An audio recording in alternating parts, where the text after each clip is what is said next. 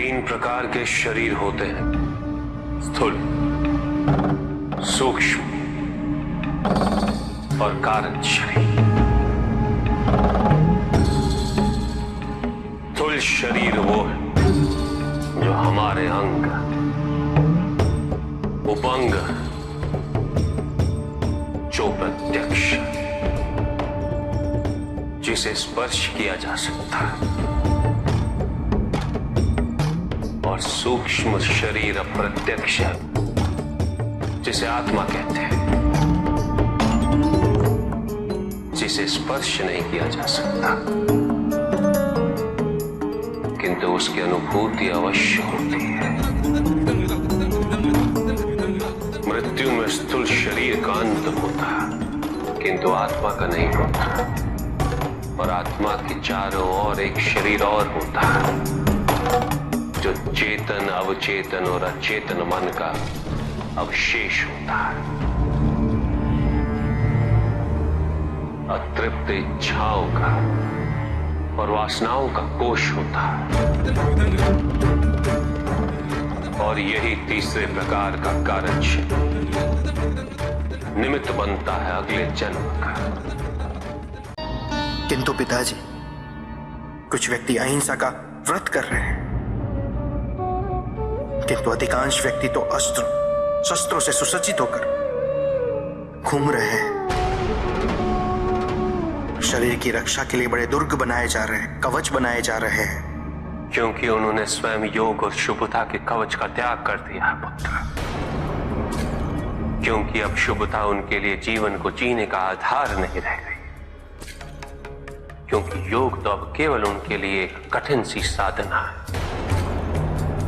जो व्यक्ति, जो समाज योग से और साधना से जितना विमुख होगा, वो समाज आत्मरक्षा के लिए कवच, दुर्ग और अस्त्रों और शस्त्रों के निर्माण हेतु सदैव विवश होगा।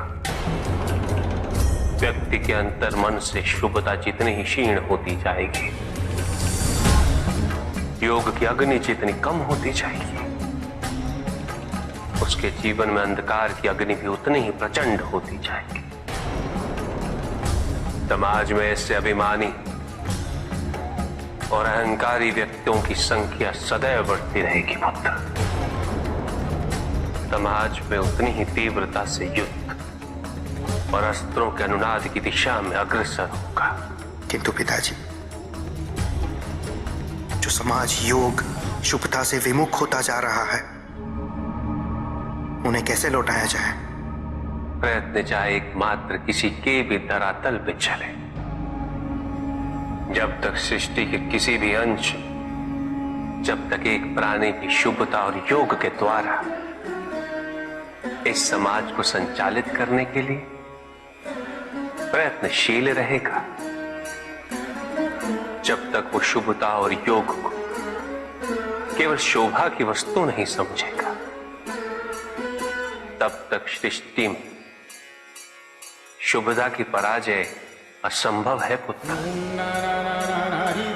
तब तक योग, बल और शुभता का समापन नहीं हुआ। परिस्थितियां कैसी भी विकट हो पुत्र, अहंकार के अंधकार का आवरण चाहे कितना भी घना, आध्यात्म योग और शुभता का एक लघु दीपक भी सदैव उस पर विजयी होता रहेगा। मेरा ये कथन सदैव स्मरण रखना पुत्र। मन के हारने से हार, और मन की जीत में ही जीत होती है। अपने मन से शुभता और योग को तुम कभी भी विस्थापित नहीं होने देना।